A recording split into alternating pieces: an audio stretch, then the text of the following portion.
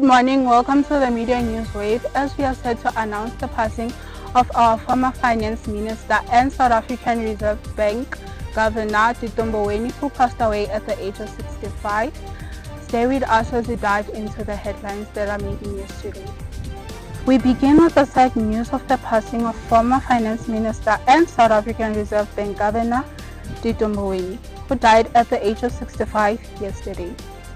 We are followed by the grade 12 students at the Mamabudusha Secondary School who show unwavering commitment as they approach their final exams.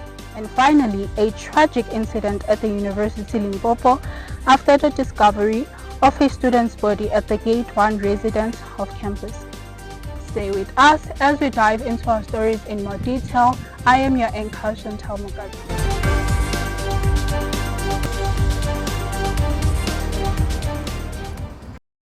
Tito Mboweni, the former Minister of Finance and Governor of the South African Reserve Bank, has sadly passed away at the age of 65. His family confirmed that he died in hospital on Saturday night, surrounded by loved ones. Mboweni's journey from humble beginnings to a key political figure inspired many.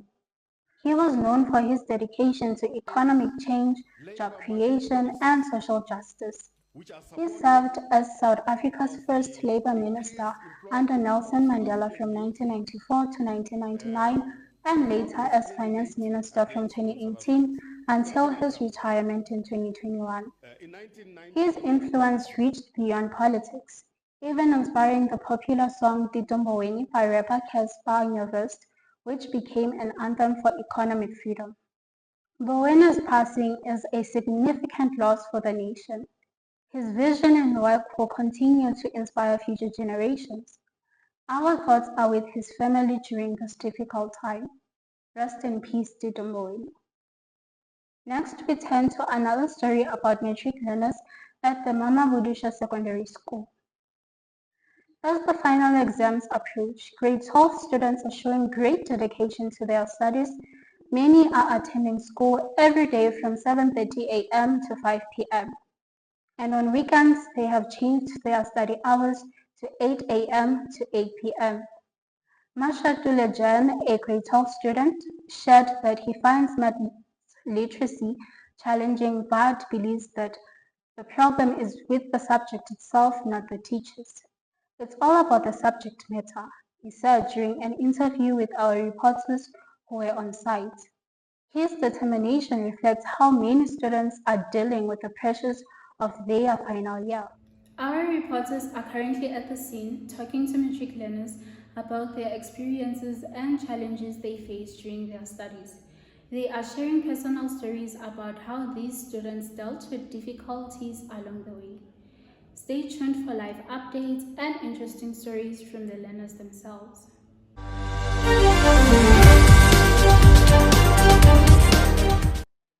Thank you from the studio. We are here at Mamabudusha Secondary School. The environment is very much welcoming. With me here, I'm going to be joined by Khatlele Rato. Please welcome, ma'am. How are you? I'm good, and you? I'm good. So tell us about your trials. How was the preparations, and what are your expectations based on the preparations that you had?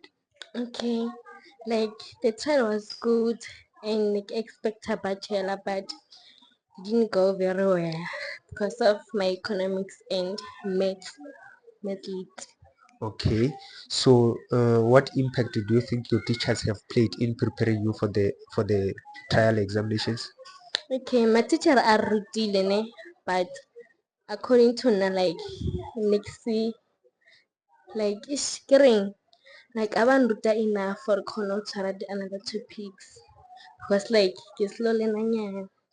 Okay. Tell us how what is it that your teachers must do, or what is it that your teachers can, the ideas that your teachers can come with in order for them to perform their duties very well, or to teach you or to give you that better knowledge that you need.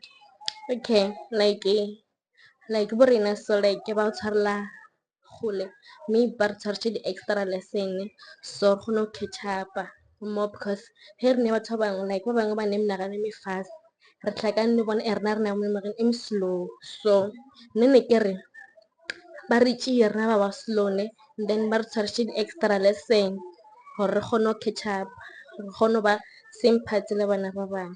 Okay, well understood. I thank you for being with us, man. Thank you. There you have it, viewers. My name is Khatle Andres. Now I'm going to cross it over to my other colleague. Thank you. Thank you, Khate Andres. Now I am joined by one of the matriculant learners. Can you introduce yourself? I'm Michelle Mashakudiawo, the president of Mamabudusha High School and a matriculant in 2024. Okay, thank you very much for the lovely introduction. Now I just want to have to ask you a series of questions. Firstly, being that you are the president of this school, do you feel like as the president of this school, like the work that you're making, is it enough to motivate the other learners into becoming their best school in the upcoming examinations? Yeah, I actually think that we are able to make it this year, especially because right now we use different learning tactics to actually help us succeed. Even the underperforming students, also we are helping them.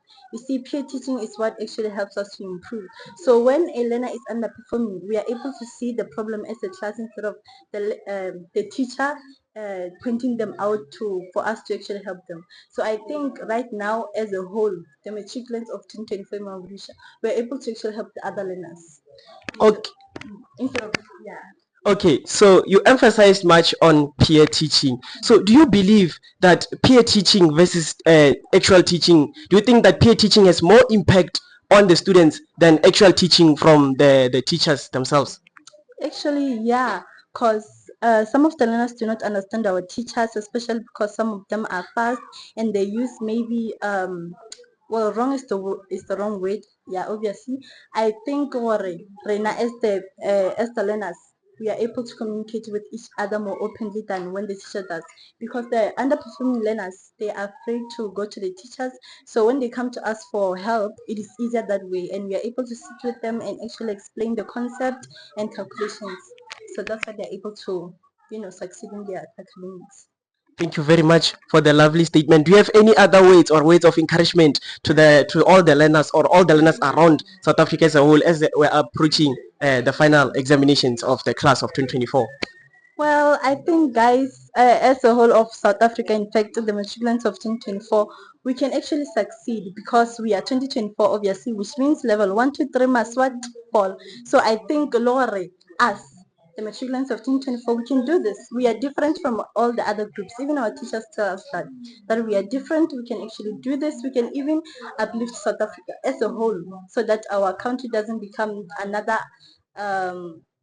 what's the word disadvantaging nation. So yeah, we can do it. No, I thank you for your time and all the effort that you put in this interview. No problem. Thank you very much. It is I, Mohetleli Siba. Teachers are also positive about how well students are doing. Mawina S.J., a grade 12 teacher, mentioned that learners are performing well academically because of extra classes and support. We are seeing great results as we encourage them to work hard and stay focused, he said. This teamwork between learners and teachers shows their commitment as they prepare for an important time in their education. With strong support from each other, these learners are not just aiming to pass, they want to do their best. Let's take a quick break and we'll be right back with our last story.